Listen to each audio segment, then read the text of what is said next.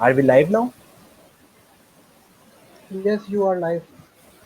Okay, तो थोड़ा सा वेट कर लेते हैं, ऑडियंस ज्वाइन हो जाए तो फिर आप मुझे गाइड कीजिएगा।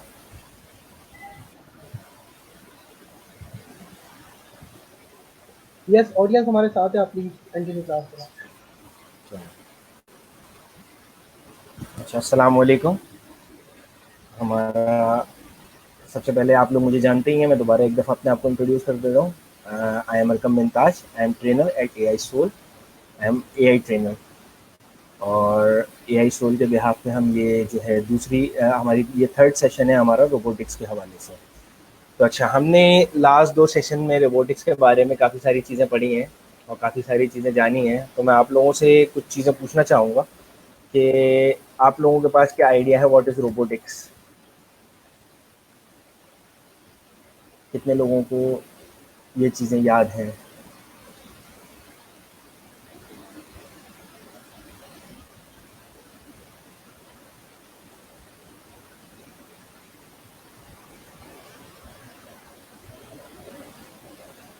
तो कुछ फीडबैक मुझे मिलेगा तो फिर मैं आगे कंटिन्यू करता हूँ।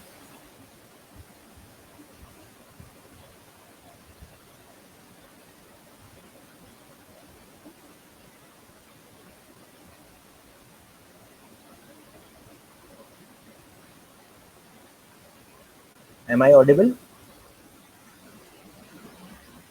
Yes, you are audible, Arqam. Again, I think people have forgotten what is robotics. Please continue.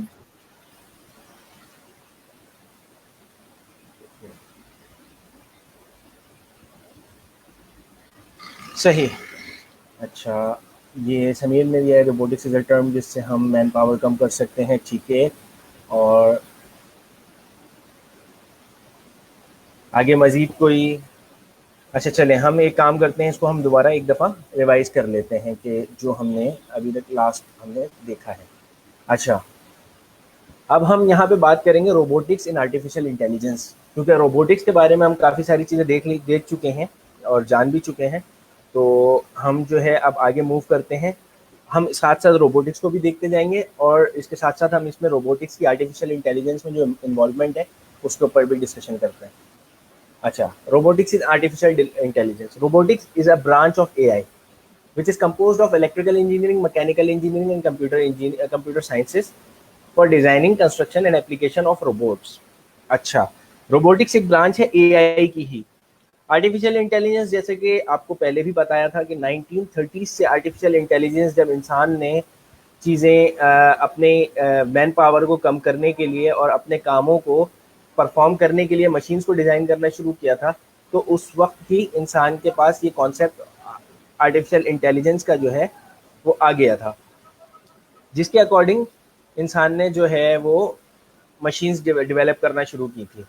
अच्छा, अब रोबोटिक्स जो ब्रांच है एआई की, इसके अंदर क्या है? इसके अंदर कॉम्बिनेशन है इलेक्ट्रिकल इंजीनियरिंग का, मैकेनिकल इंजीनियरिंग का और कंप्यूटर साइंस का। ठीक है, इसमें हम क्या करते हैं? डिज़ाइन करते हैं, कंस्ट्रक्ट करते हैं और एप्लीकेशंस जो होती हैं रोबोट्स की वो बनाते हैं। डिज़ाइनिंग हमारी जो हो गई उसको हम इलेक्ट्रिकल इंजीनियरिंग से एसोसिएट कर देते हैं। जो इसकी कंस्ट्रक्शन होती है हम उसको मैकेनिकल इंजीनियरिंग से एसोसिएट करते हैं, और जो हम इसकी एप्लीकेशंस को डेवलप करते हैं वो हमारा कंप्यूटर साइंस के डोमेन में आता है, डोमेन में लाई करता है। अच्छा, it is a domain in artificial intelligence that deal with the study of creating intelligent and efficient robot. अब ये वो हमारा डोमेन है कि जिसमें हम इंटेलिजेंट और एफिशिएंट रोबोट्स जो हैं उनकी क्रिएशन के बारे में स्टडी करते हैं। अच्छा, अब आ गया what is AI robot. AI robots क्या होते हैं? AI robot is a reprogrammable multifunctional manipulator designed to move materials. अच्छा, अब ये एक reprogrammable multifunctional manipulator होता है, यानी कि reprogrammable से मुराद हमारी यहाँ पे क्या हुई कि हम एक ही रोबोट से अगर हम उसका सिर्फ प्रोग्राम चेंज कर दें तो उसको हम मल्टीपल एप्लीकेशंस में यूज कर सकते हैं। फॉर एग्जाम्पल, हमने एक व्हीकल डिजाइन की, एक रोबोटिक व्हीकल थी जो कि एआई बेस्ड थी। हमने उसको डिजाइन किया था पॉइंट ए से पॉइंट बी तक किसी चीज को शिफ्ट करने के लिए या ट्रांसपोर्ट करने के लिए। हमने उसी व्हीकल को बाद में हमने जो है वो किसी और पर्पस में यूज कर लिया, हमें सिर्फ क्या करना होगा, हमें सिर्फ उसके जो प्रोग्रामिंग होगी उसको चेंज करना होगा। तो ये रिप्रोग्रामेबल हो सकता है और मल्टी फंक्शनल भी हो सकता है इसी तरह। अच्छा, parts tools specialised devices through variable program motion for the purpose of a variety of task. अच्छा, हमारे पास डिफरेंट किस्म के टास्क होते हैं। फॉर एग्जांपल अगर इंडस्ट्री की बात करें तो हमारे पास काफ़ी बड़ी इंडस्ट्रीज़ हैं पाकिस्तान में। टेक्सटाइल की इंडस्ट्री है, फार्मास्यूटिकल्स की इंडस्ट्री है, पेपर की इंडस्ट्री है, और भी हमारे पास ऑटोमोबाइल इंडस्ट्री है। तो हमारे पास इंडस्ट्री के अंदर चीज़ों को ट्रांसपोर्ट करना एक बहुत बड़ी जॉब होती है, क्योंकि समटाइम्स ऐसा होता है कि हमारे पास हैवी किस्म का इक्विपमेंट होता है, हैवी किस्म की जो है हमारे पास मशीनरीज होती हैं जिन्हें हमें मूव करना होता है एक पॉइंट से दूसरे पॉइंट तक। अब जब हम इसकी तरफ जाते हैं तो आप लोगों ने फोर्क लिफ्टर देखे होंगे, जो कि हम मैनुअली एक व्हीकल यूज कर रहे होते हैं जो ट्रांसपोर्ट करती है हैवी मशीनरीज को या हैवी टूल्स को या इक्विपमेंट्स को एक पॉइंट से दूसरे पॉइंट की तरफ। अब जब हम ये यूज करते हैं तो हमारे पास मल्टीपल चीजें इंगेज होती हैं, मतलब कि हमारे पास हमारा फोर्क लिफ्टर इंगेज हो जाता है, फिर फोर्क लिफ्टर का एक ऑपरेटर इंगेज होता है, फिर उसके साथ उसके हेल्पर्स भी इंगेज होते हैं। तो इतने सारे लोगों के साथ साथ एक मशीन के साथ साथ तकरीबन 2 से ये 3 अफराद जो हैं वो भी इंगेज हो जाते हैं।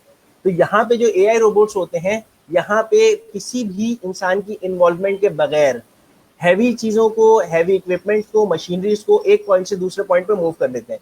ये सिर्फ बताने का मकसद ये है कि ये बहुत एक इंपॉर्टेंट एप्लीकेशन है। तो ये रोबोट्स हमारे पास काफ़ी इंडस्ट्री में पाकिस्तान में भी यूज़ हो रहे हैं, मतलब ये कोई ऐसी जो है वो कोई नई बात नहीं है कि ये पाकिस्तान में भी इस्तेमाल होते हैं इंडस्ट्री के अंदर। अच्छा,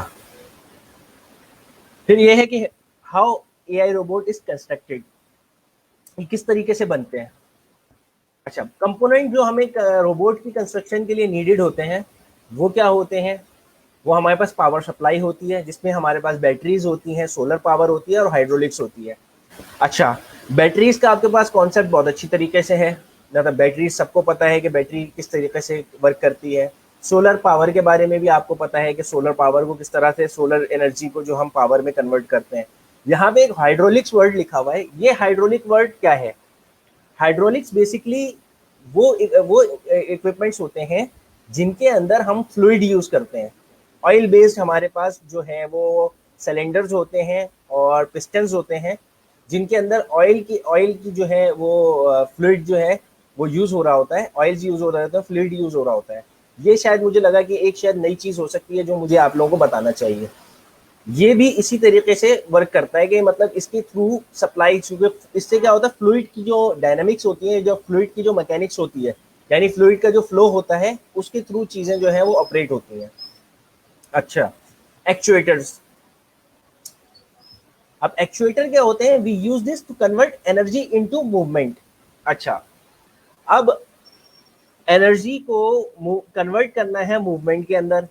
फॉर एग्जांपल हमारे पास हीट एनर्जी कन्वर्ट होती है मैकेनिकल एनर्जी में, जैसे कार्स की एग्जांपल देते हैं जो इंजन कर रहा होता है, इसी तरह इसको भी हम एक्चुएटर कह सकते हैं। अच्छा, इसमें जो एक्चुएटर के लिए एग्जैक्ट जो एक्चुएटर जो अप्रोप्रिएट वर्ड यूज होता है वो उसलिए यूज होता है कि अगर किसी टास्क को हम परफॉर्म कर रहे हैं, यानी हम अपने किसी भी टास्क को अचीव करना चाहते हैं, तो उससे जो डिफरेंस कैलकुलेट होगा, यानी जो एरर होगा हमारी प्रेजेंट पोजीशन से लेके और हमारी टारगेटेड पोजीशन तक, उसके अंदर जो एरर है उसको मिनिमाइज करने के लिए जो है वो एक्चुएटर यूज होगा। फॉर एग्जांपल अगर हम लिफ्ट की एग्जांपल ले लें तो लिफ्ट को भी हम एज एन एक्चुएटर एक एग्जांपल ले सकते हैं, क्योंकि वो एक फ्लोर से दूसरे फ्लोर तक प्रिसाइसली मूव करती है। ठीक है, होप कि आप लोगों को ये बातें समझ में आ रही होंगी। और इलेक्ट्रिकल मोटर्स उसमें यूज होती हैं, जिसमें जो कि एसी टाइप की भी होती हैं, डीसी टाइप की भी होती हैं। एसी होता है अल्टरनेटिंग करंट, डीसी होता है डायरेक्ट करंट। ये सारी चीजें, ये टर्मिनोलॉजीज आप लोग माशाल्लाह काफी अवेयर होंगे इस चीज से। अच्छा, हम नेक्स्ट स्लाइड को मूव करते हैं। फिर इसके साथ हमारे पास न्यूमेटिक एयर मसल्स यूज होते हैं। They contract almost 40% when the air is sucked in them. यानी आपने देखे होंगे बहुत सारी चीजें, यानी एक छोटी सी एग्जांपल अगर मैं आसान सी दूं तो न्यूमेटिक की एक एग्जांपल है हमारे पास इंजेक्शन। समटाइम्स जो इंजेक्शन सिरिंज होती है, सिरिंज एक एग्जाम्पल है न्यूमेटिक की, कि जिससे हम एयर सक करते हैं। समटाइम्स कुछ लोगों ने इस तरह की उससे मूवमेंट क्रिएट किए हैं कि कुछ चीज़ें मूव करती हुई नजर आई हैं उन न्यूमेटिक्स के थ्रू। तो न्यूमेटिक्स में क्या होती है, एयर की इन्वॉल्वमेंट होती है, सिलेंडर्स यूज होते हैं, और ये जो है हमारे टास्क परफॉर्म करवाता है। यानी हमारी रोबोटिक्स के अंदर, हमारी इंडस्ट्री के अंदर ये बहुत ज़्यादा यूज होते हैं। मसल्स वायर होते हैं। अच्छा, मसल्स वायर क्या होते हैं कि although we have notice that they contract 5% when an electric current is pass through. अब मसल्स वायर में क्या होता है कि रोबोट्स के अंदर जो है, क्योंकि रोबोट्स के अंदर आर्म्स में मूवमेंट होती है और वायरिंग हुई भी होती है, तो इससे हमें मूवमेंट के लिए जो है वो हेल्प मिलती है जब इसके इसके अंदर से इलेक्ट्रिक करंट पास होता है। Piezo Motors and ultrasonic Motors, ये स्पेशल टाइप की मोटर्स होती हैं जिसमें हमारे पास अल्ट्रासोनिक जो है इसकी, आप ये कह लें कि स्टेटर्स जो होते हैं इसके मोटर के, वो अल्ट्रासोनिक किस्म के होते हैं, और ये भी इंडस्ट्रियल रोबोट्स में यूज होती हैं। अच्छा, अब मेन चीज आ गई, जो सबसे मेन एक कोर है वो है सेंसर। सेंसर क्या चीज हो सकती है? फॉर एग्जाम्पल आप कंसिडर करें मैं एक रोबोट हूँ। अगर मैं एक रोबोट हूँ तो मेरी आंखें जो हैं वो देखने के लिए विजन का काम कर रही हैं। तो आंखें, ये दोनों आंखें मेरी जो है, ये एक सेंसर है जो कि विजन का काम कर रही हैं।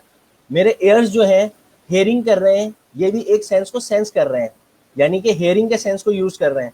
तो ये मेरे सेंसर्स हैं। इसी तरह रोबोट्स के अंदर जब रोबोट मूव करते हैं एक पॉइंट से दूसरे पॉइंट की तरफ, तो बीच में कोई हर्डल है उसको चेक करने के लिए जो है वो हमारे पास अपना ऑप्टिकल सेंसर्स यूज होते हैं।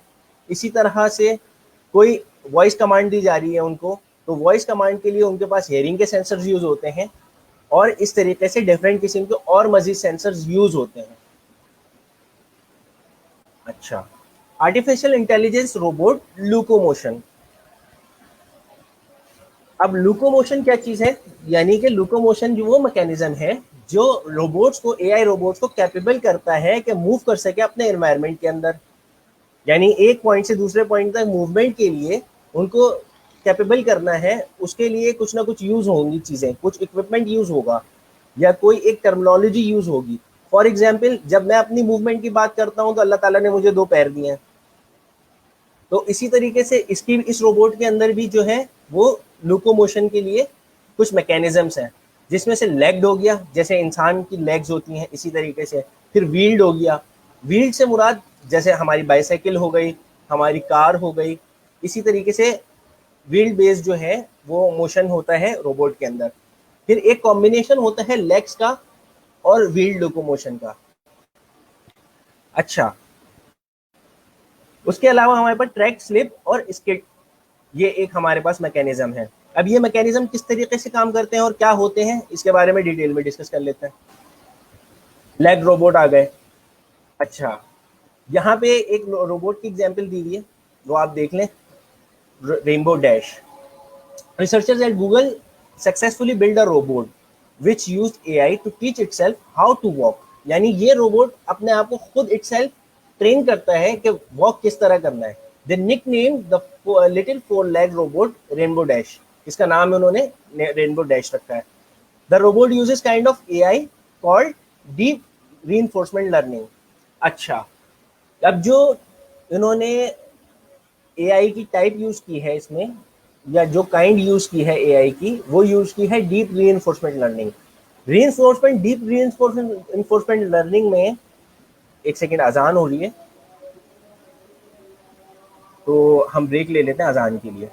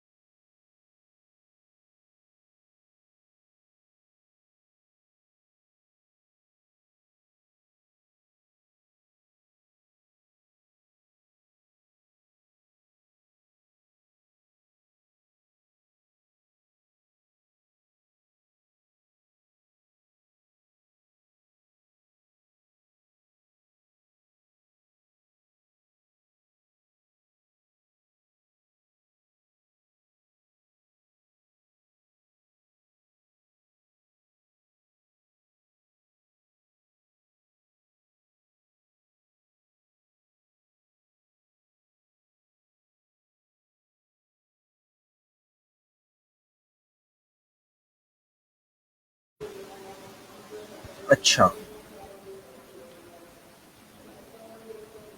कंटिन्यू करते हैं। लेग रोबोट्स के बारे में बता रहा था मैं आपको। अच्छा, हमने इसमें बताया कि यहाँ पे जो काइंड यूज कर रही है डीप लर्निंग की, आर्टिफिशियल इंटेलिजेंस की, वो है डीप रीइंफोर्समेंट लर्निंग। अब डीप रीइंफोर्समेंट लर्निंग क्या होती है? डीप रीइंफोर्समेंट लर्निंग वो होती है कि जिसमें एक मॉडल या एक जो भी हमारा जो हमने टास्क परफॉर्म किया हुआ होता है वो ट्रायल करता है और एरर्स को कैलकुलेट करता है। अगर उसका ट्रायल सक्सेसफुल होता है तो उसको उसको रिवॉर्ड मिलते हैं, और अगर उसका ट्रायल एरर वो रॉन्ग रॉन्ग पोजीशन की तरफ जाता है, मींस कि वो अपने टारगेट से दूर जाता है, तो उसको पनिशमेंट मिलती है। इससे क्या होता है, वो लर्निंग करता है, उससे उसको पता होता है कि मुझे इस तरफ जाना है। जिस तरीके से फॉर एग्जाम्पल हम एक बच्चे को ट्रेन करते हैं या बच्चे को कोई चीज़ सिखाते हैं, जैसे हमारे घर में छोटे बच्चे होते हैं तो हम उनको बहुत सारी चीज़ें इस तरीके से सिखाते हैं कि हम उनको ये कहते हैं कि आप ये काम परफॉर्म करोगे तो आपको इस पर रिवॉर्ड मिलेगा, और ये काम करोगे तो आपको इस पर पनिशमेंट मिलेगी। तो बच्चे भी इसी तरीके से उन चीज़ों को परफॉर्म करने की कोशिश करते हैं क्योंकि उनमें एक शौक पैदा हो जाता है, तो वो चीज़ें परफॉर्म करने की कोशिश करते हैं कि जिससे उनको रिवॉर्ड मिले, ना कि वो कि जिससे उनको पनिशमेंट मिले। तो इस तरीके से इस तरह के रोबोट्स की एक्यूरेसी जो है वो इंक्रीज होती है। यही बात इसमें जो है वो बताई गई है कि deep reinforcement learning combine aspects from two different kind of AI, deep learning and reinforcement learning. With reinforcement learning, an algorithm learns how to perform a task through trial and error, where it receives rewards and punishments depending on how close to achieving its task. अच्छा, अब हम आते हैं wheeled robot पे। Wheeled robots हमारे पास क्या होते हैं? व्हील्ड रोबोट्स हमारे पास वही हमारे जो नॉर्मल रोबोट्स हम यूज़ कर रहे होते हैं, फॉर एग्जांपल ट्रांसपोर्टेशन के अंदर अपने नॉर्मल उसमें अगर हम देखते हैं कि फॉर एग्जांपल हमारे पास फोर व्हील्ड जो है वो व्हीकल्स होती हैं, या फिर हमारे पास डिफरेंट व्हील्ड बेस्ड जो है वो हमारे पास ट्रॉलीज होती हैं। तो यही चीज़ जो है वो व्हील्ड रोबोट्स में होती है कि उनकी मूवमेंट जो होती है वो व्हील्ड के ऊपर होती है। Wheeled robots are the robots that navigate around the ground using motorised wheels to propel themselves. अब ये क्या करते हैं कि मोटराइज्ड व्हील इनके अंदर होते हैं और वो व्हील मूव करते हैं, बिल्कुल मैंने जो एग्जांपल दिया एग्जैक्टली गाड़ी की तरह, तो वो उससे मूव करते हैं ग्राउंड के ऊपर। They are also more well control than other type of robot. अच्छा, व्हील कंट्रोल जो रोबोट्स होते हैं ये काफी कंट्रोल्ड होते हैं अदर काइंड ऑफ रोबोट से। अच्छा, wheeled robots are most popular among the consumer market. ये सबसे ज्यादा जो है वो मोस्ट पॉपुलर है मार्केट के अंदर, कंज्यूमर मार्केट में। Their differential steering provides low cost and simplicity. अच्छा, इनका जो डिजाइन होता है बहुत लो कॉस्ट भी होता है और सिंपल डिजाइन भी होता है। मतलब किसी भी चीज को अगर हमें मूव कराना हो, हमारे जहन में एक ही कॉन्सेप्ट आता है कि हम इसको किसी व्हील के ऊपर जो है वो, जैसे हमारे पास फॉर एग्जाम्पल जब हम घर की कंस्ट्रक्शन वगैरह होती है तो व्हील बैरो यूज हो रही होती है, या फिर इसी तरह की ट्रॉलीज वगैरह यूज हो रही होती हैं कि जिसपे हम अपना हैवी इक्विपमेंट वगैरह लेके या हम अपना हैवी जो स्टफ है वो उसके ऊपर पुट कर देते हैं और हम इजीली लेके उसको मूव कर देते हैं। उससे होता क्या है, इंसान की एफर्ट कम हो जाती है। सेम इसी तरीके से ये रोबोट्स के अंदर भी जो है वो व्हील का जो है कॉन्सेप्ट है, क्योंकि सबसे ज्यादा कॉमन कॉन्सेप्ट जो है इंसान के जहन में जो आता है वो व्हील का आता है। तो ये बड़ा सिंपल भी होता है और लो कॉस्ट भी होता है। Robots can have any number of wheels, but 3 wheels are sufficient for static and dynamic balance. अब यहाँ पे एग्जाम्पल आ जाती है कि हमारे पास मैक्सिमम या मिनिमम कितने व्हील्स हो सकते हैं। तो हम यहाँ पे जो कैलकुलेशन करते हैं उसके अकॉर्डिंग हमारे पास 3 व्हील सिस्टम जो होता है वो स्टैटिक भी होता है और बैलेंस भी उसका जो है वो ज़्यादा स्ट्रांग होता है। इसकी एग्जाम्पल अगर आपको थ्री व्हील रोबोट की एग्जाम्पल अगर लेनी हो, तो जिस तरह से हमारे पास 3 व्हीलर रिक्शा होता है जो हम अपने नॉर्मली हम रोड्स पे देखते हैं कराची के, वो रिक्शा जो होता है वो भी 3 व्हील्स होता है, तो एक बैलेंस्ड होता है। इसके अलावा additional wheels can be added to balance. However, additional mechanism will be required to keep all the wheels in the ground when the train is not flat. अच्छा, अब हमें क्या करना होता है, इसमें हम एडिशनल व्हील्स तो ऐड कर सकते हैं, लेकिन फिर हमें क्या होता है कि हमें उसका लिए जो है ना कुछ एडिशनल मैकेनिज्म बनाना पड़ता है, ताकि जब वो ग्राउंड पे मूव करे और उसका प्लेन जो है वो फ्लाइट ना हो, तो वो अपने आप को एडजस्ट कर सके।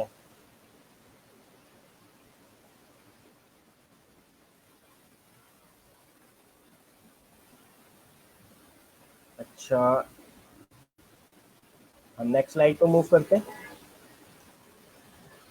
Wheeled and leg combination robot. अब ये हमारे पास जिसमें लेग्ड वाली मूवमेंट भी होती है, फॉर एग्जांपल लेग की मूवमेंट, जिस तरीके से हमारी हमारी लेग्स आपस में लेग्स मूव करती हैं, वो मूवमेंट भी होती है, और इसके साथ साथ व्हील भी लगा हुआ होता है। इसको इस तरीके से समझ सकते हैं कि अगर लाइक मैं स्केटिंग जो शूज होते हैं हमारे पास जिसमें व्हील्स लगे हुए होते हैं, अगर मैं वो यूज कर रहा हूँ, तो मेरी लेग की मूवमेंट तो अपनी मूवमेंट कायम रहेगी, साथ साथ मेरे पास व्हील मूवमेंट भी आ जाएगी। तो यही यही वाली जो मूवमेंट होती है, जो मैंने एग्जाम्पल दी, वही मूवमेंट जो है इस कॉम्बिनेशन वाले रोबोट में होती है, जिसमें व्हील और लेग का दोनों का कॉम्बिनेशन होता है। Leg locomotion is very effective in extreme ground condition, but bat with high speed. अब जब लेग की मूवमेंट की बात करते हैं, अगर कोई चीज, अगर एक बंदा नॉर्मल पैदल चल रहा हो और एक बंदा जो है वो स्केट से मूव कर रहा हो, तो ऑब्वियसली किसकी स्पीड ज्यादा होगी, जो कि स्केट से मूव कर रहा होगा। तो यहाँ पे वही चीज बताने की कोशिश की गई है कि जो हमारे पास लेग लेग के अंदर जो हमारे पास चीज लेग कर रहे होते हैं, जो यानी हमारी लेग लेग मूवमेंट के अंदर होती है, और व्हील मूवमेंट के अंदर जो हमें एक एडवांटेज मिल रहा होता है वो स्पीड का होता है। Wheel wheel locomotion is good in high speed but bad on natural train. मतलब अगर हमारे पास अनइवन सरफेस आ जाए, तो हमारे पास जो व्हील वाली जो इसकी वो होती है मूवमेंट, वो जो है हमारे पास मुश्किल हो जाती है। तो इसी के लिए हमने क्या किया है, we introduce a way to combine leg and wheel locomotion to gain effective natural train mobility. यानी कि अगर हमारा प्लेन जो है वो अनइवन भी आ जाए, या फिर कोई इस तरीके की कंडीशन हो, तो हम वहां पे मूव कर सकते हैं इजीली। यानी हमारा जो रोबोट हमने डिजाइन किया है, वो इस तरह की कंडीशन में इजीली वर्क कर सकता है। The mode of locomotion is called rocking. Rocking का मतलब यह है कि रोलिंग एंड वॉकिंग, यानी वो रोल भी कर सकता है। फॉर एग्जाम्पल, हमने कुछ रोबोट्स इस तरीके के देखे हैं कि जो अपने व्हील्स को स्टॉप करके और आगे की तरफ मूव कर जाते हैं। समटाइम्स कुछ क्रेन्स ऐसी होती हैं कि उनके अंदर इस तरह की मूवमेंट्स होती हैं कि वो अपने आप को एक जगह पे स्टैटिक करती हैं, एंड देन उनकी जो पूरा जो उनका बैक बैक वाला जो जिसमें उसका बूम लगा हुआ होता है, वो साइड उसकी पूरी पलट के मूव हो जाती है, अगर किसी ने देखी हो तो। अच्छा, in addition to effective mobility, rocking mode makes it possible to measure the shapes and unevenness of the ground only by touching it with the wheel. जब व्हील टच होता है, इससे हमें एक और एडवांटेज क्या मिलता है, हमें शेप्स के बारे में आइडिया हो जाता है, और हमें अनइवननेस, जो ग्राउंड की अनइवननेस होती है, उसका भी आइडिया हो जाता है खाली व्हील के टच होने से। जब हम गाड़ी में बैठे हुए होते हैं, जब हम गाड़ी में मूव कर रहे होते हैं, तो जैसे कराची के रोड्स पे हमारे पास जो है बहुत सारे गड्ढे आ जाते हैं अक्सर, या फिर स्पीड ब्रेकर्स आ जाते हैं, तो सिर्फ हमें गाड़ी के अंदर बैठे हुए उन चीज़ों की जो है हमें सेंस आना शुरू हो जाती है कि इस जगह पे जो है वो गड्ढा आ गया है, कोई जर्क था या फिर स्पीड ब्रेकर था। सेम इसी तरीके से जैसी ही व्हील जो है उस सरफेस के ऊपर जाता है, तो उसकी अनइवननेस को हमें बता देता है। Fact report. Track vehicle include construction vehicles, military armed vehicles and unmanned ground vehicles. अच्छा, इसको आप ट्रैक व्हीकल्स को आपको देख के ही आइडिया हो गया होगा। इस तरह की जो चेंड वाली जो है, जो ट्रैक जिसमें लगे होते हैं, हमारे पास मिलिट्री टैंक्स में यूज हो रही होती है। इसी तरह कंस्ट्रक्शन की मशीनरी में अगर आपने ऐसी वो देखे हो, जो क्रेन्स आ रही होती है कंस्ट्रक्शन के दौरान, या फिर जो डिगिंग के लिए मशीन यूज हो रही होती है, उसमें यूज होती है। और अनमैन्ड ग्राउंड व्हीकल्स के लिए, क्या मतलब, जिस तरीके से एक ड्रोन होता है, ड्रोन जो होता है वो विदाउट पायलट जो है वो फ्लाई करता है, तो इसी तरह कुछ ऐसी व्हीकल्स भी होती हैं जिसमें कोई इंसान मौजूद नहीं होता और वो रोबोट्स के ऊपर चल रही होती हैं। Depending on their design, track robots can also maintain contact with the arena floor of all times. मतलब किसी भी टाइप का फ्लोर होता है, उसमें ये मूव करती हैं। फॉर एग्जाम्पल, अगर हम टैंक की बात करते हैं, तो टैंक्स जो होते हैं वो हमारे नॉर्मल रोड्स के ऊपर भी मूव करते हैं, टैंक्स जो होते हैं वो हमारे अपना डेजर्ट के अंदर भी मूव करते हैं, हमारे जो मिलिट्री टैंक्स होते हैं वो हमारे माउंटेनस एरिया पे भी यूज हो रहे होते हैं। अच्छा, enable them to continue driving and steer away from the opponent if they were lifted। अब ये क्या करते हैं कि जब अनमैन्ड व्हीकल की बात होती है तो ये क्या करते हैं कि अपने आप को इस तरीके से ड्राइव करते हैं कि जो उनका ओपोनेंट होता है उससे उसकी पहुंच से दूर रहते हैं, ठीक है। यानी कि इनकी जो मूवमेंट्स होती हैं वो इस तरीके से होती हैं जब अनमैन्ड व्हीकल की बात करें, क्योंकि अनमैन्ड व्हीकल पे मैं आगे इसलिए थोड़ा सा स्टॉप हुआ हूँ क्योंकि हमारी यूनिवर्सिटी में जो उसमें मैं यूआईटी की बात कर रहा हूँ, यूआईटी में भी इस तरह की एक अनमैन्ड व्हीकल जो है वो डिज़ाइन हुई थी और उसके अंदर भी ये ट्रैक वाली जो है इसकी जो कंस्ट्रक्शन थी रोबोट की वो यूज़ हुई थी। तो इसके बड़े बेनिफिट्स होते हैं, इसमें रिवर्स फॉरवर्ड दोनों की मूवमेंट हमें मिलती है, ठीक है। और हमें ये वाला भी एडवांटेज मिल जाता है, यानी कि अगर हम फॉरवर्ड मूव कर रहे हैं और हमारा ओपोनेंट आगे से आया तो हमारे पास रिवर्स जाने के लिए भी मूवमेंट बहुत इजीली होती है। अच्छा, और इसमें हमारे पास इसका जो एक्सेस होता है वो भी बहुत ज़्यादा चेंज नहीं होता, लेकिन इसमें एक हमें डिसएडवांटेज मिलता है, उसमें हमें राइट लेफ्ट की मूवमेंट जो है यानी कि हमें टर्न करने के लिए मूवमेंट ये थोड़ी सी हमें मुश्किल होती है। यहां तक बात क्लियर? क्या है difference between AI program and robotics, कि एआई प्रोग्राम में और रोबोटिक्स में क्या डिफरेंस है? AI program versus robotics. AI program में क्या होता है, we use them to operate computer simulated worlds and input is given in the form of symbols and rules. To operate this we need general purpose computer. अब क्या होता है कि हम एक प्रोग्राम डिज़ाइन करते हैं कंप्यूटर में सिमुलेटेड, यानी कि जो हम कोडिंग करते हैं, ठीक है। उसके अंदर हम क्या करते हैं, सिंबल्स की फॉर्म में और रूल्स की फॉर्म में, यानी कि रूल्स से मुराद हम ऐसे कह सकते हैं कि मल्टीप्लिकेशन, डिवीजन, एडिशन और इस तरह के रूल्स अप्लाई हो रहे होते हैं, या फिर लॉजिक्स यूज हो रही होती है, एंड गेट, और गेट। तो इस तरीके से हम उसको इनपुट देते हैं और ये क्या होता है, ये ऑपरेट हो जाता है हमारा जनरल पर्पस कंप्यूटर में, यानी कि जो भी हम प्रोग्रामिंग करते हैं वो हम बेसिकली अपने नॉर्मल पीसीज के ऊपर करते हैं। जो हमारे नॉर्मल पीसी होते हैं वो इसकी परफॉर्मेंस में इसकी ऑपरेशन में यूज हो रहे होते हैं, यानी कि हमें डिजाइनिंग में यूज हो रहे होते हैं। जब हम कंप्यूटर प्रोग्राम डिजाइन करते हैं तो जनरल पर्पस कंप्यूटर पे डिजाइन करते हैं। रोबोट्स में क्या होता है, we use robots to operate in real physical world. अब जो रोबोट है वो कंप्यूटर के अंदर तो वीडियो में तो आप देख सकते हैं, लेकिन फिजिकली वो ऑपरेट हो रहा होता है रियल वर्ल्ड में। तो एक बहुत बड़ा डिफरेंस है, एक चीज सॉफ्टवेयर बेस्ड है और एक चीज हार्डवेयर बेस्ड है। रोबोटिक्स में आप रियल फिजिकल वर्ल्ड में काम कर रहे हो। तो inputs are given in the form of analogue signals and in the form of speech waveform. अच्छा, कुछ हमारे पास एनालॉग सिग्नल्स होते हैं, फॉर एग्जाम्पल हमारा वेदर जो है ये एक एनालॉग सिग्नल है, यानी कि धूप निकली हुई है, बारिश हो रही है, वेदर की क्या कंडीशन है, क्या टेम्परेचर है, क्योंकि ये कंटिन्यूसली चेंज हो रहा होता है तो ये एक एनालॉग सिग्नल है। इसी तरह ये भी एक इसके इनपुट में काम कर रहा होता है। इस तरह के डिफरेंट और भी एनालॉग सिग्नल्स होते हैं, वो भी यूज हो रहे होते हैं।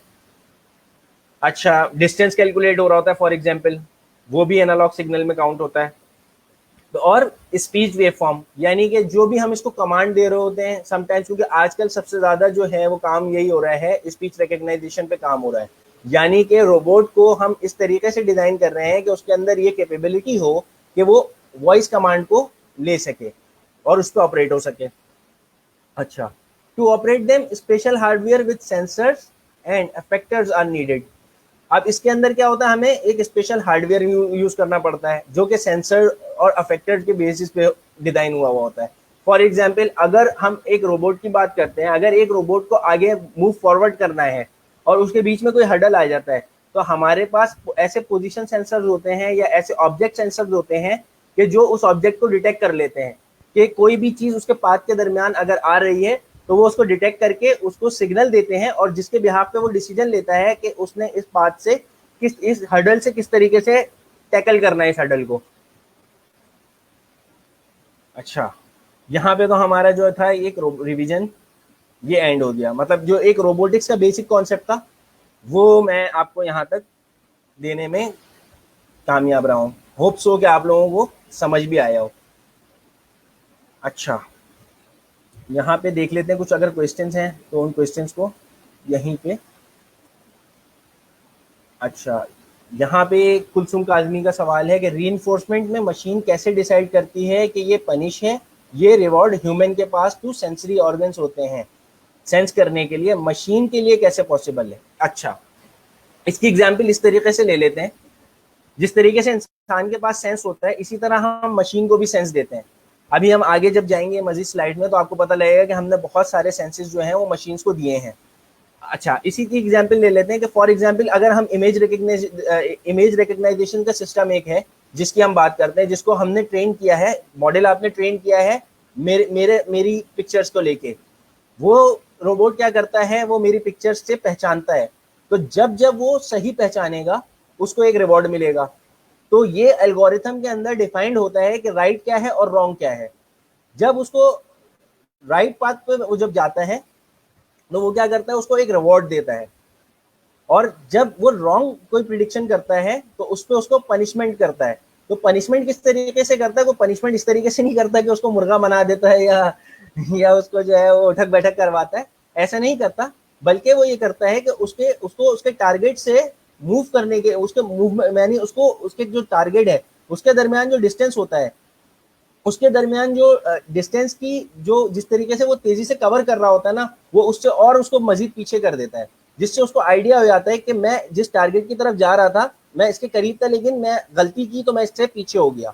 सेम इसी तरीके से जैसे फॉर एग्जाम्पल अगर कोई बंदा फेल हो जाता है, जैसे एलिमेंट्री क्लासेस में लोग फेल हो जाते थे तो उनको नेक्स्ट क्लास में प्रमोट नहीं किया जाता था, वो उसी क्लास को दोबारा पढ़ते थे। सेम यही चीज जो है इसी तरह से रीइंफोर्समेंट लर्निंग में होती है। और सेंस ये किस तरीके से दिया जाता है, ये एल्गोरिथम में दिया जाता है। जब उसको ट्रेन किया जाता है तो उसको ये पता होता है कि मेरा टारगेट क्या है।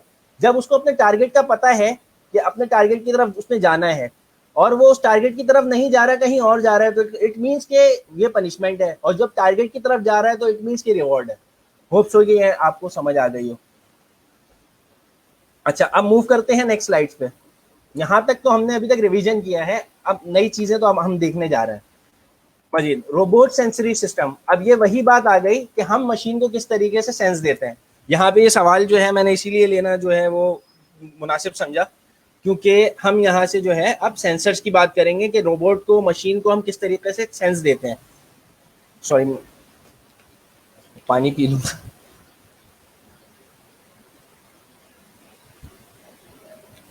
अच्छा,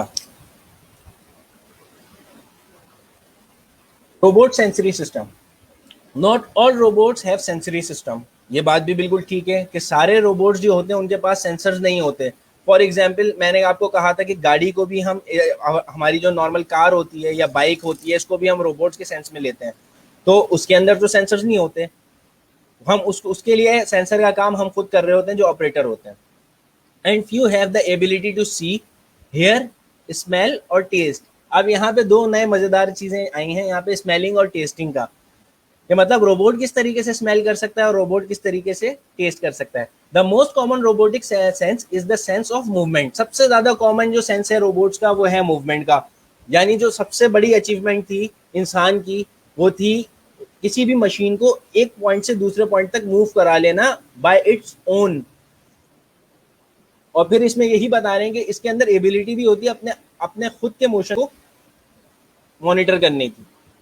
अच्छा, यहाँ पे स्मेल की जो मैंने बात की तो इस पे एक MIT की स्टूडेंट थी जो कि मैक्सिकन थी, ब्लांका लोरिना। उन्होंने जो है वो ऐसा एल्गोरिथम डिज़ाइन किया था जिसके बिहाफ पे उन्होंने स्मेल का और टेस्ट का जो है वो कॉन्सेप्ट जो है वो इंसानों से और एनिमल्स से उससे जो है वो उन्होंने कॉपी किया था। यानी कि किस तरीके से एनवायरनमेंट में चेंज आता है, जब कोई चीज़ स्मेल करता है इंसान तो एयर में एक चेंजिंग आती है। वो इन टर्म्स ऑफ आप कह रहे हैं कि समटाइम्स इन मॉलिक्यूलर फॉर्म हो सकती है कि कुछ मॉलिक्यूल्स होते हैं कि जिनकी वजह से जो है वो चेंजिंग होती है। तो इस तरह के उन्होंने सेंसर यूज़ किए थे और ये MIT में उन्होंने रिसर्च की थी और ये स्मेलिंग का और टेस्टिंग का सेंस उन्होंने रोबोटिक्स में इंट्रोड्यूस किया था। ये आप इसके बारे में आप लोग पढ़ सकते हैं। तो ये भी हम मतलब ये एक बहुत नई चीज़ है, मतलब स्मेलिंग का और टेस्टिंग का सेंस अगर एक किसी मशीन के पास है तो हम कितना क्लोज होते जा रहे हैं उस टारगेट की तरफ जो कि हमने अपने जहन में रखा हुआ है कि हमने ऐसी मशीन डिज़ाइन करनी है जो कि बिल्कुल ह्यूमंस की तरह काम करती हो। अच्छा, इसका फ़ायदा क्या हुआ स्मेलिंग वाले जो रोबोट्स हैं इसको यूज़ करने का? स्मेलिंग वाले रोबोट से फॉर एग्जांपल के कुछ काम इस तरीके के होते थे, फॉर एग्जांपल के हम एयरपोर्ट्स पे जो है वो हम डॉग्स को यूज़ करते हैं फॉर स्मेलिंग लगेज और ड्रग्स इनके लिए। तो वो ड्रग्स में से लगेज वगैरह को स्मेल करते हैं, तो इस तरह के कामों में यूज़ होते हैं। या फिर जो हमारे रेस्क्यू की नेचुरल डिजास्टर्स होते हैं उसके अंदर जो रेस्क्यू की टीम्स होती हैं उनके पास ऐसे रोबोट्स होते हैं जो कि स्मेल करके फाइंड आउट करते हैं कि आया इसके मलबे के नीचे कोई इंसान जिंदा है या नहीं है, इस तरीके से, या कोई बॉडी है वहाँ मौजूद या नहीं। ये इसके काम है। हाउ रोबोट्स मूव, रोबोट्स किस तरीके से मूव करते हैं? Standard design uses slotted wheels attach to the robot joint, wheels attach होते हैं। LED on one side of the wheel shines a beam of light through the slot through the slot to a light sensor on the other side of the wheel। अब यहाँ पे क्या होता है, एक side के ऊपर जो है एलईडी की जो है वो बीम शाइन करती है और दूसरी साइड पे उसका लाइट का सेंसर होता है। When the robot move a particular joint, the slotted wheel turns। जैसे रोबोट मूव करता है स्लॉटेड व्हील टर्न करता है। The slots break the light beams, जैसे ही लाइट बीम्स जो है वो ब्रेक होती हैं एज द व्हील स्पिन के व्हील के स्पिन होने से the light sensor reads the pattern of the flashing light and transmit the data to the computer. यानी जैसे ही मूवमेंट होती है, इसकी एग्जांपल इस तरीके से ले लें कि एक हमारे पास जैसे रडार में भी होता है या और भी दूसरे इक्विपमेंट्स में होता है कि लाइट की बीम आ रही होती है और वो लाइट जहाँ से कट होती है वो वहीं से सेंस करना शुरू कर देता है इसकी मूवमेंट के पैटर्न को। और ये पैटर्न क्योंकि मूवमेंट जो है वो सर्कुलर मोशन है, वो एक खास पैटर्न की फॉर्म में जो है वो जो ट्रांसमिटिंग लाइट होती है उसको कट कर रहा होता है, तो उसका जो वो पैटर्न होता है वो उसको रिकॉर्ड कर लेता है। The computer can tell exactly how far the joint was survived based on this pattern. यानी इससे पता लग जाता है कि हमारा जॉइंट जो है कितना अब तक कितना मूव कर चुका है, यानी मूवमेंट कितनी ज्यादा हुई है। अच्छा, क्लियर है? Wheeled robots kinematics. अच्छा, व्हील्ड रोबोट्स की काइनेमेटिक्स क्या होती है, किस तरीके से उनका डिजाइन होता है? Wheeled robots kinematics, we will need to talk about a new style of kinematics, differential drive। एक differential drive एक terminology है। differential drive is how many mobile wheeled robots locomote, यानी कि किस तरीके से मूव कर रहा है रोबोट और कितना ज्यादा जो है उसने ड्राइव किया है आगे की तरफ या अपनी मोशन की तरफ, जो भी उसका टारगेट था उसकी तरफ। Differential drive robot typically have to powered wheels, इसके अंदर टू पावर्ड व्हील्स होते हैं, one on each side of the robot, यानी कि हर साइड की तरफ एक एक व्हील मौजूद होता है।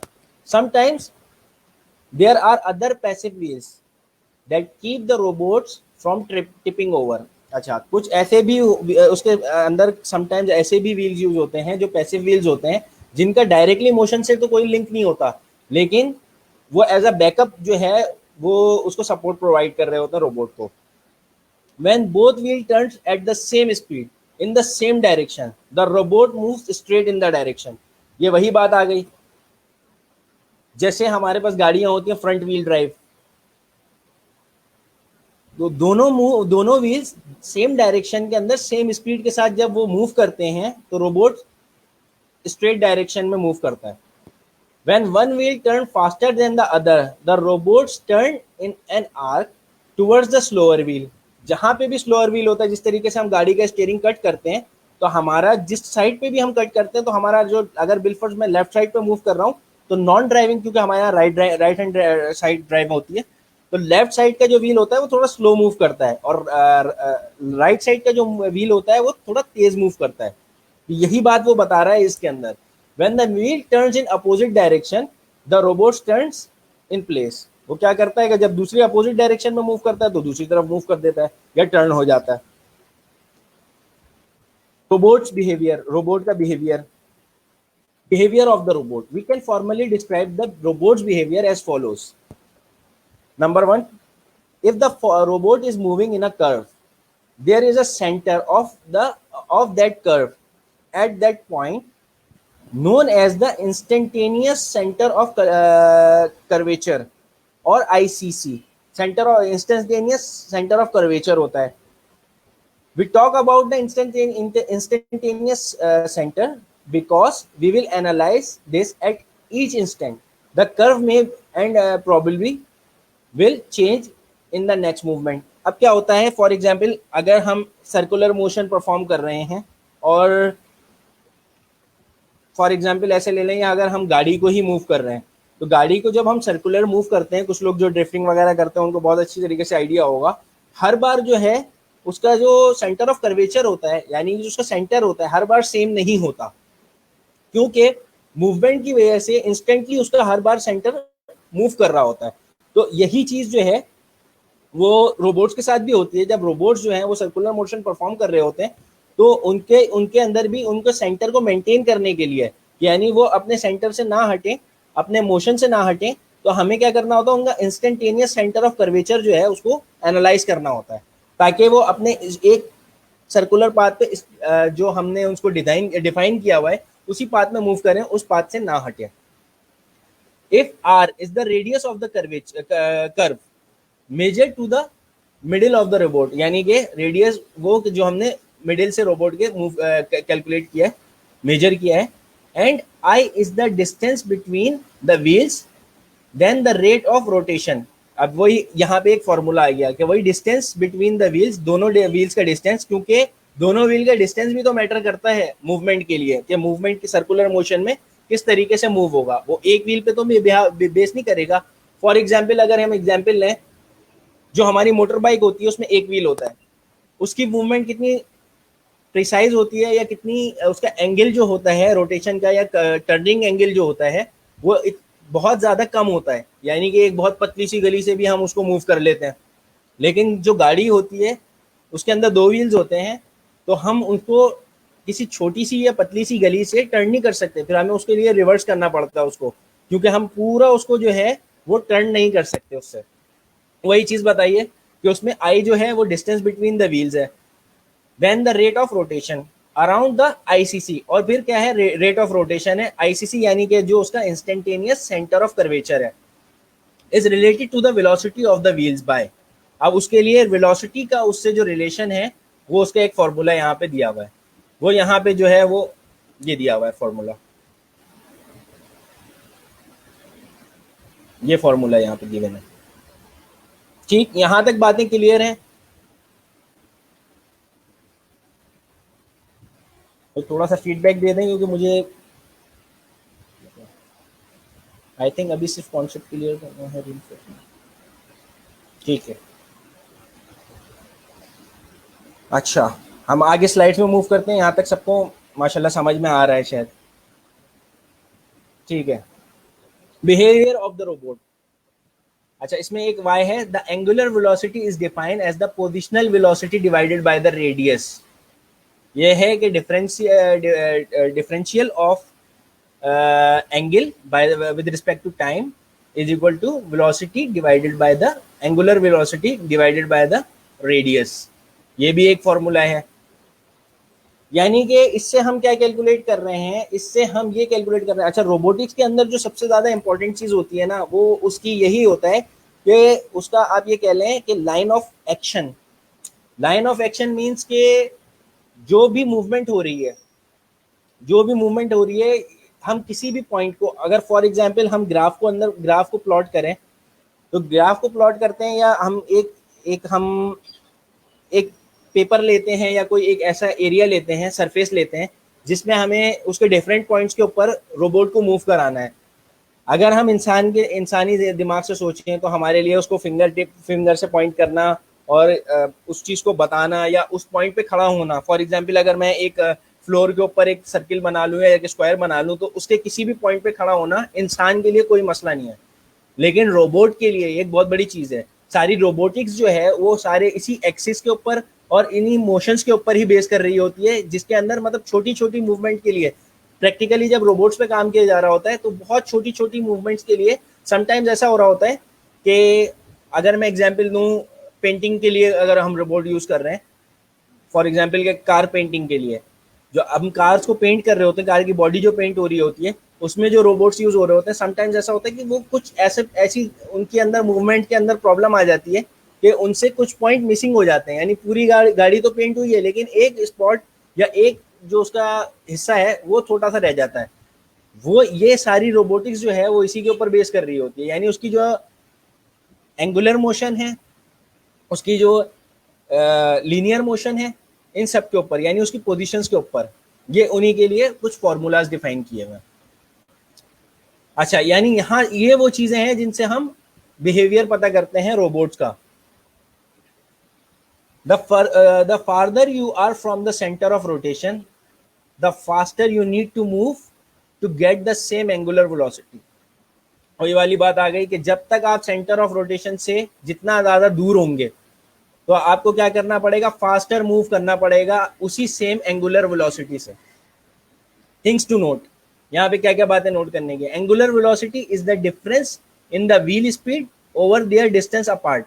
एंगुलर वेलोसिटी अभी क्या बताया था कि जो डिफरेंस बिटवीन व्हील्स है उनकी स्पीड में और जो उनके दरमियान डिस्टेंस है, यानी दो व्हील्स जो मूव कर रहे हैं उनकी व्हील्स के दरमियान जो उनकी व्हील की स्पीड के अंदर जो डिफरेंस है वो चीज, और दोनों व्हील्स आपस में कितने डिस्टेंस में है ये चीज। If V R is equal to V L then omega is zero.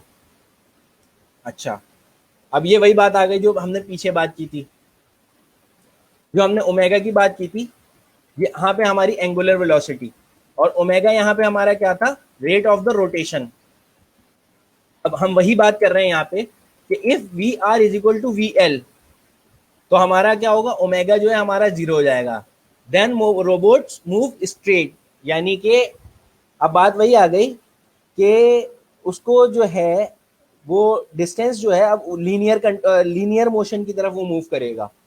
ठीक है, यहाँ ये मतलब बताने का, ये सारी बातें या ये फॉर्मूलाज बताने का मकसद ये है कि किस तरीके से रोबोट काम कर रहा होता है।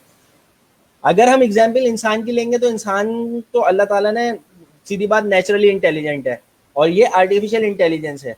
तो जो भी चीजें हम इन चीजों पे इसको इन कामों को परफॉर्म करने के लिए कर रहे हैं, ये बहुत छोटी छोटी चीजें वैसे देखने में लगती हैं, लेकिन जब हम प्रैक्टिकली करने बैठते हैं तो बहुत ज्यादा इसमें जो है वो इश्यूज होते हैं।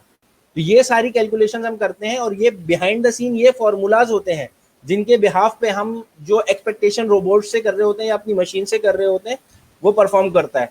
तो यानी कि जब हमारा ओमेगा रेट ऑफ रोटेशन जो है वो जीरो के बराबर होगा तो हमारा रोबोट जो है वो स्ट्रेट मूव करेगा।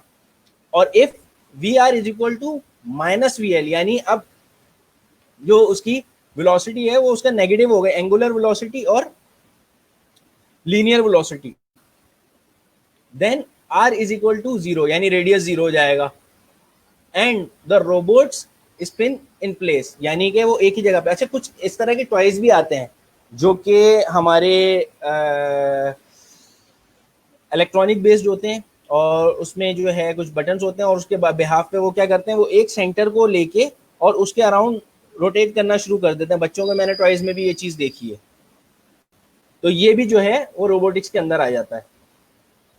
उसके लिए क्या होता है, उसका रेडियस जीरो हो जाता है। ये पूरा एक रिलेशन दिया हुआ है कि अगर किसी चीज को इस तरीके से परफॉर्म करवाना है, ये वाला मोशन परफॉर्म करना है, तो फॉर्मूले को इस डायरेक्शन की तरफ लेके जाएंगे, और अगर उसको स्ट्रेट मूवमेंट परफॉर्म करवानी है तो उसको उस तरीके से यूज करेंगे। अगर गाड़ी की मिसाल लें तो ये सारी चीजें जो है वो इंसान स्टीयरिंग व्हील पे बैठा हुआ सारी चीजों को कंट्रोल कर रहा होता है, लेकिन रोबोटिक्स के अंदर जो भी हमारे एल्गोरिथम होते हैं वो इन फॉर्मूलाज के ऊपर वर्किंग कर रहे होते हैं और इसके बिहाफ पे जो है ये सारे डिसीजंस ले रहे होते हैं कि किस तरह से आगे मूव करना है, किस तरह से स्पिन करना है, किस तरह से रोटेशन जो है वो सर्कुलर होगी मूवमेंट, ये सारी चीजें। अच्छा, अब नेक्स्ट हमारे पास, यहां तक तो हमारे पास रोबोटिक्स में थे चीजें। अब एक हमारे पास होता है चैटबॉट। हम बात करेंगे चैटबॉट की। What is chatbot? तो इसका मैं इंट्रोडक्शन दे देता हूं। अच्छा, चैटबॉट के बारे में मजीद हमें और भी चीज़ें जो है वो डिटेल में डिस्कस करेंगे इंशाल्लाह नेक्स्ट सेशन में। अभी सिर्फ हम यहाँ पे इसका इंट्रोडक्शन तक रखेंगे। अच्छा, रोबोटिक्स से रिलेटेड चैट बोर्ड से आने से पहले मैं चाह रहा हूँ रोबोटिक्स से रिलेटेड किसी को कोई कंफ्यूजन या कोई क्वेश्चन हो तो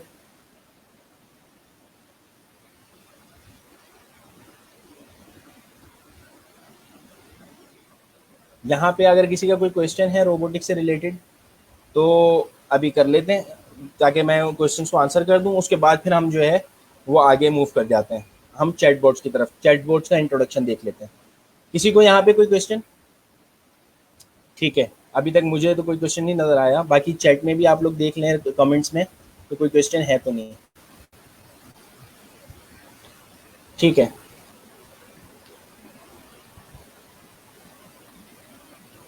अच्छा, अब हमारे पास है chat boards. What is chat board? Chatbot is an artificial intelligence software that can simulate a conversation or a chat with a user in natural language through messaging applications, websites, mobile apps और through the telephone। अच्छा, chatbots के बारे में एक concept आपको अक्सर पता होगा। अब तब तो बहुत सारी ज़्यादातर वेबसाइट्स पे जो है ये चैटबॉट्स जो है वो डिप्लॉय हो गए हैं, जिसमें क्या होता है आर्टिफिशियल इंटेलिजेंस बेस्ड एक सॉफ्टवेयर होता है जो क्या करता है सिमुलेट करता है कन्वर्सेशन को। यानी कि जब कोई क्लाइंट आता है, फॉर एग्जांपल हम एग्जांपल ले लेते हैं यूफोन की, या एग्जांपल ले लेते हैं हमारे जो मोबाइल ऑपरेटर्स हैं इनकी। जब हम वेबसाइट को खोलते हैं तो हमारे पास चैट का ऑप्शन आता है। तो इसमें क्या होता है कि वैसे तो फिजिकली पहले जो कॉन्सेप्ट फॉलो होता था चैट के ऊपर, फिजिकली लोग जो हैं वो डिप्लॉय किए जाते थे, वहाँ पे लोग बैठे हुए होते थे और वो क्यूरीज का आंसर कर रहे होते थे लोगों की। अब उसकी जगह क्या होता है, अब यहाँ पे जो है वो एक आर्टिफिशियल इंटेलिजेंस बेस्ड सिस्टम बना दिया गया है जिनको हम चैटबॉट्स कहते हैं। और वो क्या करते हैं लोगों की क्वेरीज का, लोगों के प्रॉब्लम्स का, उनका जो है वो उसको आंसर करते हैं। किस तरीके से? वेबसाइट के थ्रू, मोबाइल एप्लीकेशन के थ्रू या फिर टेलीफोन के थ्रू। अब यहाँ पे चैटबॉट के यूजेस जो हैं, chatbots have multiple purposes, but businesses typically use them for customer support। वही बात आ गई जैसे मैंने आपको बताया कि कस्टमर सपोर्ट के लिए जो है वो ज्यादातर चैटबॉट्स यूज हो रहे हैं। They make customer support agents job easier. इससे क्या होता है कस्टमर सपोर्ट एजेंट की जॉब जो है वो बहुत इजियर हो जाती है। किस तरीके से? अब हमने एक चैटबॉट डिप्लॉय कर दिया जो कि कस्टमर्स के जो है क्यूरीज को आंसर कर रहा है। फॉर एग्जाम्पल किसी को इशू है नेटवर्क साइड से, अगर हम बात, मैं एग्जाम्पल को यहाँ पे मेरी सारी एग्जाम्पल का जो सेंटर ऑफ ग्रेविटी है वो इस वक्त मैं मोबाइल फोन नेटवर्क ऑपरेटर्स जो हमारे पास यहाँ पे हैं पाकिस्तान में, फॉर एग्जाम्पल मोबिलिंक हो गया, यूफोन हो गया, टेलीनॉर हो गया, इनकी वेबसाइट की बात कर रहा हूँ। या इनके जो कस्टमर्स होते हैं उनको उनसे रिलेटेड क्या क्या चीज़ें, जो क्या क्या प्रॉब्लम्स होती हैं, क्या क्या क्यूरीज होती हैं वो आती हैं, मैं उनको बात कर रहा हूँ। तो उसको जहन में रख के इस एग्जाम्पल को समझिएगा कि कस्टमर सपोर्ट एजेंट की जॉब किस तरीके से इजियर हो जाती है कि एक अगर कस्टमर आता है और उसको प्रॉब्लम है उसके नेटवर्क में, तो अभी यहाँ पे कस्टमर सपोर्ट एजेंट जो है वो इंगेज नहीं है, वो अभी कस्टमर से इंगेज नहीं है, बल्कि एक चैटबॉट है जो उससे इंगेज कर रहा है, जो उससे कन्वर्सेशन कर रहा है, और वो वहाँ से कैलकुलेट करता है कि ये प्रॉब्लम, फॉर एग्जाम्पल अगर उनका नेटवर्क का प्रॉब्लम है किसी कस्टमर का, तो ये प्रॉब्लम किस डिपार्टमेंट के डोमेन में लाया करता है और वो फिर क्या करता है वहाँ से उसका आंसर, उससे चैट से, उस कन्वर्सेशन से ये चीज़ कैलकुलेट करते हैं कि ये विलफर्स नेटवर्क डिपार्टमेंट्स का प्रॉब्लम है, तो कस्टमर की जो कंप्लेंट है या कस्टमर की जो क्वेरी है वो फॉरवर्ड कर देते हैं उससे रेलिवेंट डिपार्टमेंट को। इससे क्या होता है जो एजेंट्स होते हैं उनकी जॉब जो है वो काफ़ी ईजी हो जाती है। यानी कि ऐसा नहीं होता कि पहले एजेंट को ही खुद समझना पड़े कि फॉर एग्जांपल नेटवर्किंग का अगर एजेंट बैठा हुआ है तो वो डिस्कस कर रहा है कस्टमर से, और फिर वो नेटवर्किंग का एजेंट जो है जिसका काम नेटवर्किंग के प्रॉब्लम्स को सॉल्व करना है, लेकिन प्रॉब्लम जो आ रहा है वो सर्विसेज का इशू आ रहा है कोई, तो वो जो है वो फिर सर्विस डिपार्टमेंट की तरफ वो फॉरवर्ड करे। डायरेक्ट रोबोट जो होता है वो डायरेक्टली उसको फॉरवर्ड कर देता है। They help resolve issues faster. इससे क्या होता है इश्यूज रिजॉल्व हो जाते हैं fast and always available for customer. ये हमेशा क्या होता है, अब क्योंकि 24 आवर सेट यूज हो रही होती है, तो ये जो है वो 24 आवर्स अवेलेबल होते हैं। If customer needs real human help, the bot can also transfer them over to the human support agent. जिस तरीके से अगर हम हेल्पलाइन पे कॉल करते हैं तो एक रिकॉर्डिंग होती है, इसको भी हम जो है वो उससे काउंट कर लेते हैं, इसकी एग्जाम्पल में कर लेते हैं। 100% तो ये इसकी एग्जाम्पल में नहीं आता, लेकिन इसी तरीके से मतलब एक रिकॉर्डिंग चल रही होती है, वो फिर हमें जो है वो ऑप्शंस देता है। लेकिन यहाँ ऐसा नहीं होता, यहाँ पे बाकायदा वो आपसे कन्वर्सेशन करता है, आपके प्रॉब्लम को समझता है, देन वो फिर आगे ह्यूमन सपोर्ट एजेंट को जो है वो चीज़ ट्रांसफर करता है। तो ये हो गया कुछ थोड़ा सा चैटबॉट्स का इंट्रोडक्शन। इससे रिलेटेड कोई अगर हमारे पास क्वेरी है या कोई क्वेश्चन है आप लोगों का? अच्छा, I have interlinked Google Voice conversation with my bot, so that can be an example of chatbot, right? अच्छा, Google Voice conversation with my bot, ठीक है, हाँ ये भी हो सकता है, बिल्कुल हो सकता है। अच्छा, क्योंकि देखें इस जो नेचुरल लैंग्वेज प्रोसेसिंग है, यानी कि एक टाइप है उसमें स्पीच रिकग्नाइजेशन, दूसरी टाइप है उसमें टेक्स्ट जो है उसकी रिकग्नाइजेशन।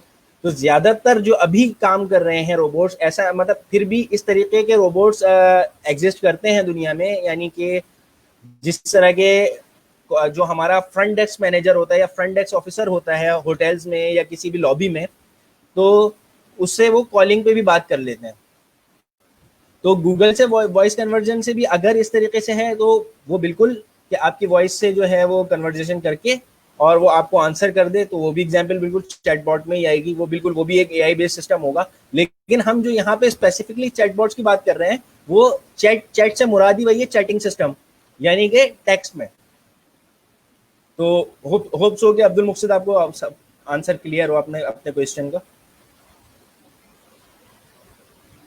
ठीक है, यहाँ तक हम अपना सेशन जो है वो एंड करते हैं, क्योंकि टाइम भी हमारा जो है वो कंप्लीट हो गया है। ठीक है, और यहाँ पे हमारा जो टास्क है वो एक चैटबॉट को क्रिएट करना है और कमेंट करना है उसको गिटहब रिपोजिटरी पे। इसके बारे में जो है वो आपको इन्फॉर्मेशन जो है मज़ीद वो प्रोवाइड कर दी जाएंगी। ठीक है, over to you miss Mariam. बाकी कोई क्वेश्चन आंसर है तो उनके आंसर कर लेते हैं, कोई क्वेश्चन है तो।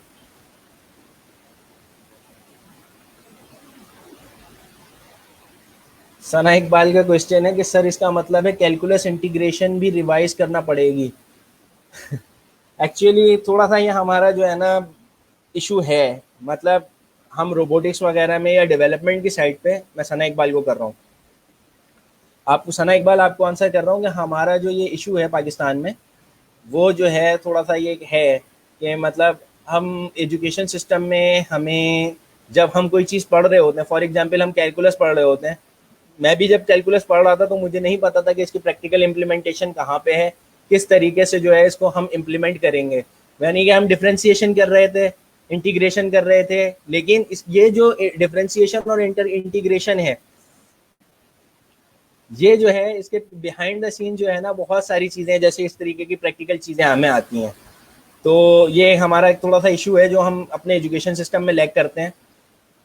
ठीक है, तो ये एक है हाँ कैलकुलस, और बिल्कुल इसके लिए हमें कैलकुलस और इंटीग्रेशन जो है बिल्कुल रिवाइज करनी पड़ेगी।